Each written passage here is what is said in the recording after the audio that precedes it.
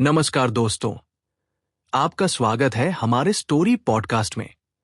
चलिए शुरू करते हैं कहानी। गबन भाग 3। लेखक मुंशी प्रेमचंद।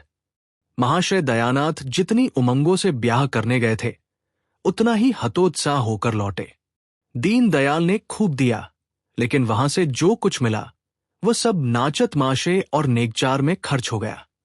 वे बार बार अपनी भूल पर पछताते, क्यों दिखावे और तमाशे में इतने रुपए खर्च किए, इसकी जरूरत ही क्या थी। ज्यादा से ज्यादा लोग यही तो कहते कि महाशय बड़े कृपण, कंजूस। उतना सुन लेने में क्या हानि थी। मैंने गांव वालों को तमाशा दिखाने का ठेका तो नहीं लिया था। यह सब रमा का दुस्साहस है। उसी ने सारे खर्च बढ़ा बढ़ा कर मेरा दिवाला निकाल दिया। और सब तकाजे तो 10-5 दिन टल भी सकते थे, पर सराफ किसी तरह न मानता था। शादी के 7वें दिन उसे 1000 रुपए देने का वादा था। 7वें दिन सराफ आया, मगर यहां रुपए कहां थे। दयानाथ में लल्लो चप्पो की आदत न थी, मगर आज उन्होंने उसे चकमा देने की खूब कोशिश की। किस्त बांधकर सब रुपए 6 महीने में अदा कर देने का वादा किया। फिर 3 महीने पर आए, मगर सराफ भी एक ही घुटा हुआ आदमी था। वो उसी वक्त टला जब दयानाथ ने तीसरे दिन बाकी रकम की चीजें लौटा देने का वादा किया, और ये भी उसकी सज्जनता ही थी। वह तीसरा दिन भी आ गया, और अब दयानाथ को अपनी लाज रखने का कोई उपाय न सूझता था। कोई चलता हुआ आदमी शायद इतना व्यग्र न होता, हिलहवाले करके महाजन को महीनों टालता रहता। लेकिन दयानाथ इस मामले में अनाड़ी थे। जागेश्वरी ने आकर कहा, भोजन कब से बना ठंडा हो रहा है, खाकर तब बैठो। दयानाथ ने इस तरह गर्दन उठाई, मानो सिर पर सैकड़ों मन का बोझ लदा हुआ है। बोले, तुम लोग जाकर खा लो, मुझे भूख नहीं है। जागेश्वरी, भूख क्यों नहीं है, रात भी तो कुछ नहीं खाया था। इस तरह दाना पानी छोड़ देने से महाजन के रुपए थोड़े ही अदा हो जाएंगे। दयानाथ, मैं सोचता हूं उसे आज क्या जवाब दूंगा। मैं तो ये विवाह करके बुरा फंस गया। बहू कुछ गहने लौटा तो देगी। जागेश्वरी, बहू का हाल तो सुन चुके, फिर भी उससे ऐसी आशा रखते हो। उसकी टेक है कि जब तक चंद्रहार न बन जाएगा, कोई गहना ही न पहनूंगी। सारे गहने संदूक में बंद कर रखे हैं, बस वही एक बिल्लौरी हार गले में डाले हुए है। बहुएं बहुत देखी, पर ऐसी बहू न देखी थी। फिर कितना बुरा मालूम होता है कि कल की आई बहू से गहने छीन लिए जाएं। दयानाथ ने चिढ़कर कहा, तुम तो जले पर नमक छिड़कती हो। बुरा मालूम होता है तो लाओ 1000 निकाल कर दे दो, महाजन को दे आऊं। देती हो? बुरा मुझे खुद मालूम होता है, लेकिन उपाय क्या है, गला कैसे छूटेगा। जागेश्वरी, बेटे का ब्याह किया है कि ठट्ठा है। शादी ब्याह में सभी कर्ज लेते हैं, तुमने कोई नई बात नहीं की। खाने पहनने के लिए कौन कर्ज लेता है। धर्मात्मा बनने का कुछ खल मिलना चाहिए या नहीं। तुम्हारे ही दर्जे पर सत्यदेव है, पक्का मकान खड़ा कर दिया, जमींदारी खरीद ली। बेटी के ब्याह में कुछ नहीं तो 5000 तो खर्च किए ही होंगे। दयानाथ, जभी दोनों लड़के भी तो चल दिए। जागेश्वरी, मरना जीना तो संसार की गति है। लेते हैं वह भी मरते हैं, नहीं लेते वह भी मरते हैं। अगर तुम चाहो तो 6 महीने में सब रुपए चुका सकते हो। दयानाथ ने त्योरियां चढ़ाकर कहा, जो बात जिंदगी भर नहीं की, वो अब आखिरी वक्त नहीं कर सकता। बहू से साफ साफ कह दो, उससे पर्दा रखने की जरूरत ही क्या है, और पर्दा रह ही कितने दिन सकता है। आज नहीं तो कल सारा हाल मालूम ही हो जाएगा। बस 3-4 चीजें लौटा दे तो काम बन जाए। तुम उससे एक बार कहो तो। जागेश्वरी झुंझलाकर बोली, उससे तुम ही कहो, मुझसे तो ना कहा जाएगा। सहसा रमानाथ टेनिस रैकेट लिए बाहर से आया। सफेद टेनिस शर्ट थी, सफेद पतलून, कैनवस का जूता।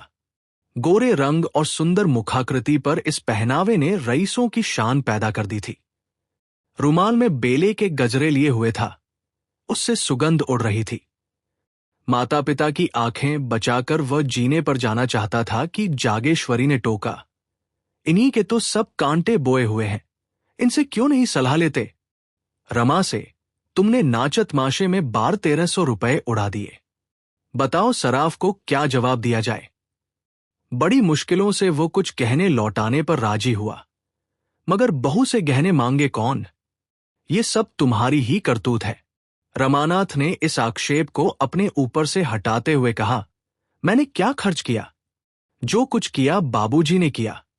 हां, जो कुछ मुझसे कहा गया वो मैंने किया। रमानाथ के कथन में बहुत कुछ सत्य था। यदि दयानाथ की इच्छा न होती तो रमा क्या कर सकता था? जो कुछ हुआ उन्हीं की अनुमति से हुआ। दयानाथ ने कहा, मैं तुम्हें इल्जाम नहीं देता भाई, किया तो मैंने ही, मगर ये बला तो किसी तरह सिर से टालनी चाहिए। सराफ का तकाजा है, कल उसका आदमी आएगा, उसे क्या जवाब दिया जाएगा? मेरी समझ में तो यही एक उपाय है कि उतने रुपए के गहने उसे लौटा दिए जाएं। गहने लौटा देने में भी वो झंझट करेगा, लेकिन 10-20 रुपए के लोभ में लौटाने पर राजी हो जाएगा। तुम्हारी क्या सलाह है? रमानाथ ने शर्माते हुए कहा, मैं इस विषय में क्या सलाह दे सकता हूं, मगर मैं इतना कह सकता हूं कि इस प्रस्ताव को वो खुशी से मंजूर न करेगी। अम्मा तो जानती हैं कि चढ़ावे में चंद्रहार न जाने से उसे कितना बुरा लगा था। प्रण कर लिया है, जब तक चंद्रहार न बन जाएगा कोई गहना न पहनूंगी। जागेश्वरी ने अपने पक्ष का समर्थन होते देख खुश होकर कहा, यही तो मैं इनसे कह रही हूं। रमानाथ, रोना धोना मच जाएगा और इसके साथ घर का पर्दा भी खुल जाएगा। दयानाथ ने माथा सिकोड़कर कहा, उससे पर्दा रखने की जरूरत ही क्या? अपनी यथार्थ स्थिति को वो जितनी ही जल्दी समझ ले उतना ही अच्छा। रमानाथ ने जवानों के स्वभाव के अनुसार जालपा से खूब जीभ चलाई थी, खूब बढ़-बढ़कर बातें की थी। जमींदारी है, उससे कई हजार का नफा है, बैंक में रुपए हैं, उनका सूद आता है। जालपा से अब अगर गहने की बात कही गई तो वह रमानाथ को पूरा लबाड़िया, झूठा समझेगी। बोला, पर्दा तो एक दिन खुल ही जाएगा, पर इतनी जल्दी खोल देने का नतीजा यही होगा कि वो हमें नीच समझने लगेगी। शायद अपने घरवालों को भी लिख भेजे, चारों तरफ बदनामी होगी। दयानाथ, हमने तो दीनदयाल से ये कभी न कहा था कि हम लखपति हैं। रमानाथ, तो आपने यही कब कहा था कि हम उधार गहने लाए हैं और 2-4 दिन में लौटा देंगे? आखिर ये सारा स्वांग अपनी धाक बैठाने के लिए ही किया था या कुछ और? दयानाथ, तो फिर किसी दूसरे बहाने से मांगना पड़ेगा। बिना मांगे काम नहीं चल सकता। कल या तो रुपए देने पड़ेंगे या गहने लौटाने पड़ेंगे, और कोई राह नहीं। रमानाथ ने कोई जवाब न दिया। जागेश्वरी बोली, और कौन सा बहाना किया जाएगा? अगर कहा जाए कि किसी को मंगनी देना है तो शायद वह देगी नहीं। देगी भी तो 2-4 दिन में लौटाएंगे कैसे? दयानाथ को एक उपाय सूझा। बोले, अगर उन गहनों के बदले मुलम्मे के गहने दे दिए जाएं। मगर तुरंत ही उन्हें ज्ञात हो गया कि यह लचर बात है। खुद ही उसका विरोध करते हुए कहा, हाँ, बाद में मुलम्मा उड़ जाएगा तो फिर लज्जित होना पड़ेगा। अक्ल कुछ काम नहीं करती। मुझे तो यही सूझता है कि यह सारी स्थिति उसे समझा दी जाए। जरा देर के लिए उसे दुख तो जरूर होगा, लेकिन आगे के वास्ते रास्ता साफ हो जाएगा। संभव था, जैसा दयानाथ का विचार था, कि जालपा रोध होकर शांत हो जाएगी, पर रमा की इसमें किरकिरी होती थी। फिर वो मुंह न दिखा सकेगा। जब वह उससे कहेगी, तुम्हारी जमींदारी क्या हुई, बैंक के रुपए क्या हुए, तो वह क्या जवाब देगा? विरक्त भाव से बोला, इसमें बेइज्जती के सिवा और कुछ न होगा। आप क्या सराफ को 2-4-6 महीने नहीं टाल सकते? आप देना चाहें तो इतने दिनों में 1000-1200 रुपए बड़ी आसानी से दे सकते हैं। दयानाथ ने पूछा, कैसे? पर रमानाथ, उसी तरह जैसे आपके और भाई करते हैं। दयानाथ, वो मुझसे नहीं हो सकता। तीनों कुछ देर तक मौन बैठे रहे। दयानाथ ने अपना फैसला सुना दिया। जागेश्वरी और रमा को यह फैसला मंजूर न था, इसलिए अब इस गुत्थी के सुलझाने का भार उन्हीं दोनों पर था। जागेश्वरी ने भी एक तरह से निश्चय कर लिया था, दयानाथ को झक मारकर अपना नियम तोड़ना पड़ेगा। ये कहाँ की नीति है कि हमारे ऊपर संकट पड़ा हुआ हो और हम अपने नियमों का राग अलापे जाएं। रमानाथ बुरी तरह फंसा था। वो खूब जानता था कि पिताजी ने जो काम कभी नहीं किया वो आज न करेंगे। उन्हें जालपा से गहने मांगने में कोई संकोच न होगा और यही वो न चाहता था। वो पछता रहा था कि मैंने क्यों जालपा से डींगे मारी। अब अपने मुंह की लाली रखने का सारा भार उसी पर था। जालपा की अनुपम छवि ने पहले ही दिन उस पर मोहिनी डाल दी थी। वो अपने सौभाग्य पर खुला न समाता था।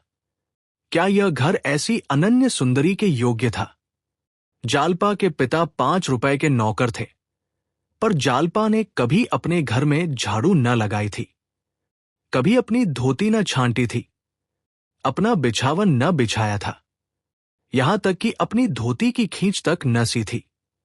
दयानाथ 50 रुपए पाते थे, पर यहां केवल चौका बासन करने के लिए महरी थी। बाकी सारा काम अपने ही हाथों करना पड़ता था। जालपा शहर और देहात का फर्क क्या जाने। शहर में रहने का उसे कभी अवसर ही न पड़ा था। वो कई बार पति और सास से साश्चर्य पूछ चुकी थी, क्या यहां कोई नौकर नहीं है? जालपा के घर दूध दही घी की कमी नहीं थी। यहां बच्चों को भी दूध मयस्सर न था। इन सारे अभावों की पूर्ति के लिए रमानाथ के पास मीठी मीठी बड़ी बड़ी बातों के सिवा और क्या था? घर का किराया 5 रुपया था। रमानाथ ने 15 बतलाए थे। लड़कों की शिक्षा का खर्च मुश्किल से 10 रुपए था। रमानाथ ने 40 बतलाए थे। उस समय उसे इसकी जरा भी शंका न थी कि एक दिन सारा भंडा खूट जाएगा। मिथ्या दूरदर्शी नहीं होता, लेकिन वह दिन इतनी जल्दी आएगा ये कौन जानता था। अगर उसने ये डींगे न मारी होती तो जागेश्वरी की तरह वह भी सारा भार दयानाथ पर छोड़कर निश्चिंत हो जाता, लेकिन इस वक्त वो अपने ही बनाए हुए जाल में फंस गया था। कैसे निकले? उसने कितने ही उपाय सोचे, लेकिन कोई ऐसा न था जो आगे चलकर उसे उलझनों में न डाल देता, दलदल में न फंसा देता। एकाएक उसे एक चाल सूझी। उसका दिल उछल पड़ा, पर इस बात को वो मुंह तक न ला सका। ओह, कितनी नीचता है, कितना कपट, कितनी निर्दयता, अपनी प्रेयसी के साथ ऐसी धूर्तता। उसके मन ने उसे धिक्कारा। अगर इस वक्त उसे कोई 1000 रुपया दे देता तो वह उसका उम्र भर के लिए गुलाम हो जाता। दयानाथ ने पूछा, कोई बात सूझी? मुझे तो कुछ नहीं सूझता। कोई उपाय सोचना ही पड़ेगा। आप ही सोचिए, मुझे तो कुछ नहीं सूझता। क्यों नहीं उससे 2-3 गहने मांग लेते? तुम चाहो तो ले सकते हो। हमारे लिए मुश्किल है। मुझे शर्म आती है। तुम विचित्र आदमी हो। न खुद मांगोगे न मुझे मांगने दोगे, तो आखिर ये नाव कैसे चलेगी? मैं एक बार नहीं 1000 बार कह चुका कि मुझसे कोई आशा मत रखो।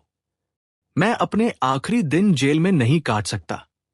इसमें शर्म की क्या बात है, मेरी समझ में नहीं आता। किसके जीवन में ऐसे कुअवसर नहीं आते?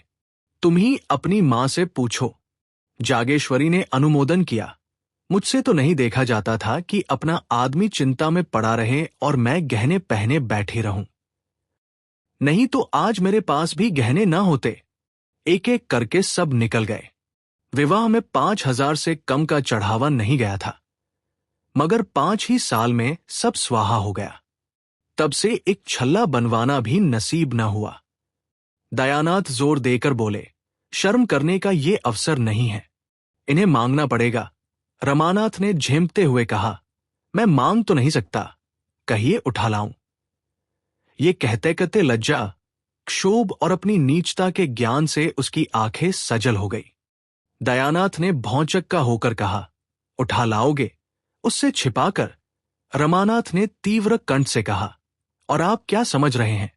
दयानाथ ने माथे पर हाथ रख लिया और एक क्षण के बाद आहत कंठ से बोले, नहीं, मैं ऐसा न करने दूंगा। मैंने छल कभी नहीं किया और न कभी करूंगा, वो भी अपनी बहू के साथ। छह छह, जो काम सीधे से चल सकता है उसके लिए ये फरेब।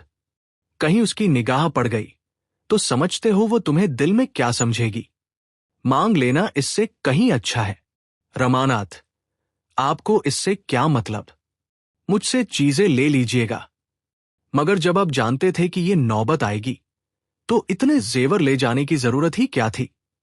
व्यर्थ की विपत्ति मोल ली। इससे कई लाख गुना अच्छा था कि आसानी से जितना ले जा सकते उतना ही ले जाते।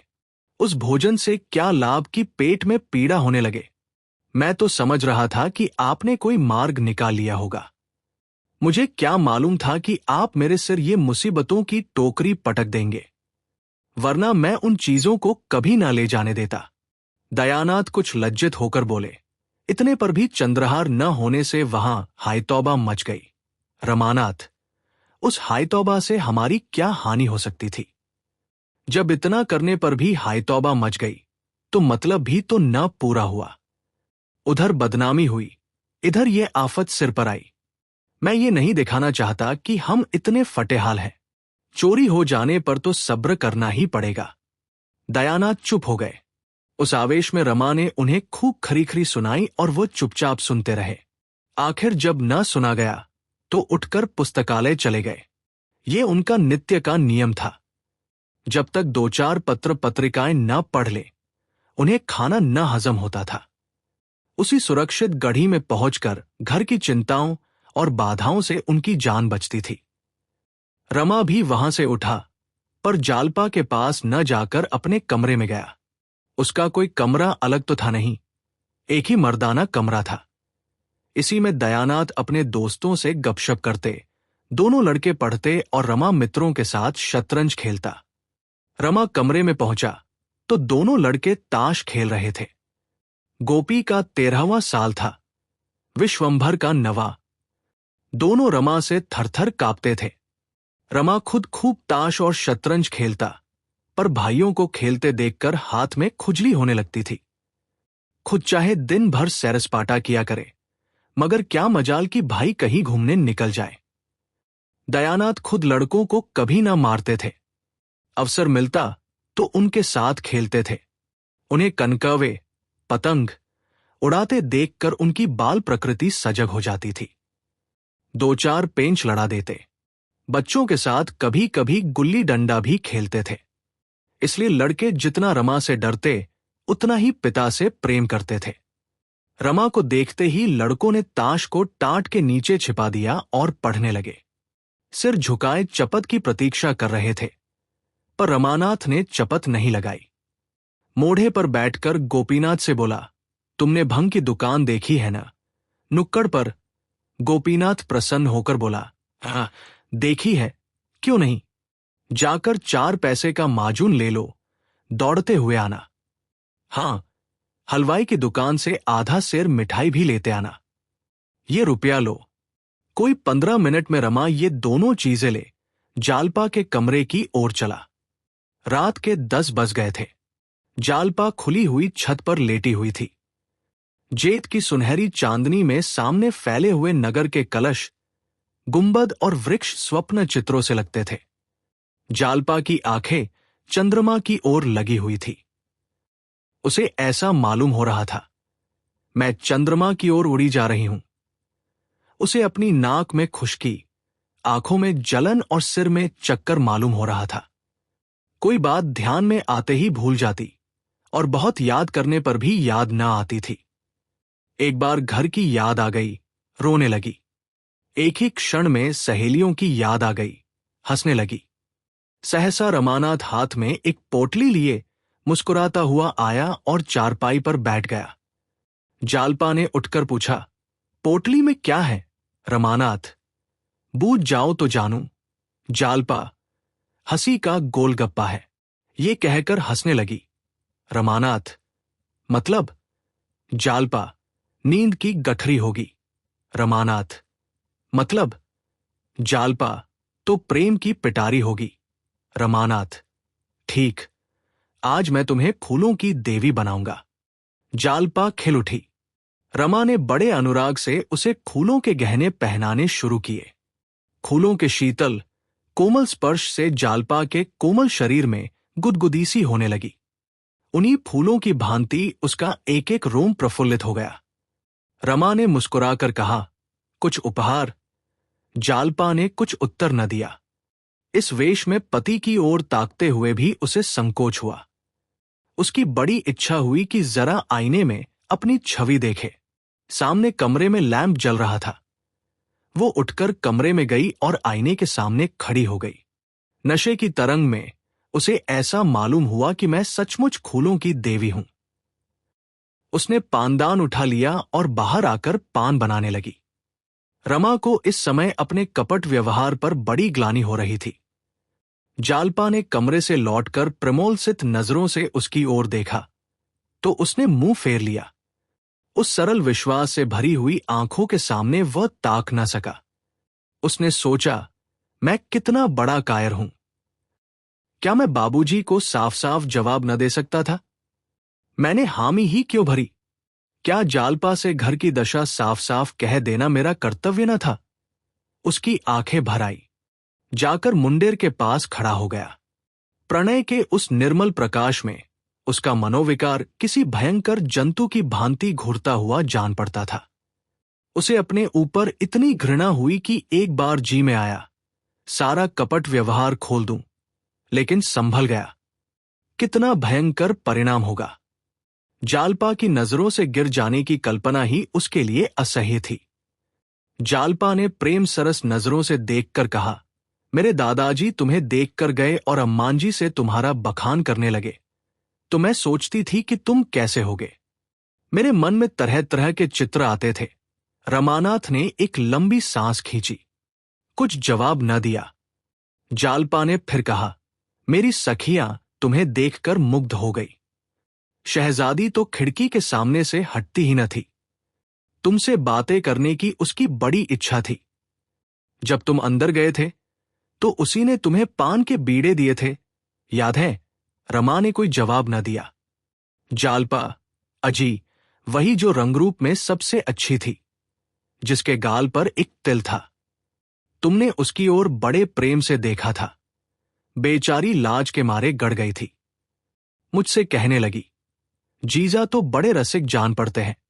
सखियों ने उसे खूब चिढ़ाया, बेचारी रुआंसी हो गई। याद है? रमा ने मानो नदी में डूबते हुए कहा, मुझे तो याद नहीं आता। जालपा, अच्छा, अब की चलोगे तो दिखा दूंगी। आज तुम बाजार की तरफ गए थे कि नहीं? रमा ने सिर झुकाकर कहा, आज तो फुर्सत नहीं मिली। जालपा, जाओ, मैं तुमसे न बोलूंगी। रोज हीले हवाले करते हो। अच्छा, कल लाद दोगे ना? रमानाथ का कलेजा मसोस उठा। ये चंद्रहार के लिए इतनी विकल हो रही है। इसे क्या मालूम कि दुर्भाग्य इसका सर्वस्व लूटने का सामान कर रहा है। जिस सरल बालिका पर उसे अपने प्राणों को न्योछावर करना चाहिए था, उसी का सर्वस्व अपहरण करने पर वह तुला हुआ है। वह इतना व्यग्र हुआ कि जी में आया, कोठे से कूदकर प्राणों का अंत कर दे।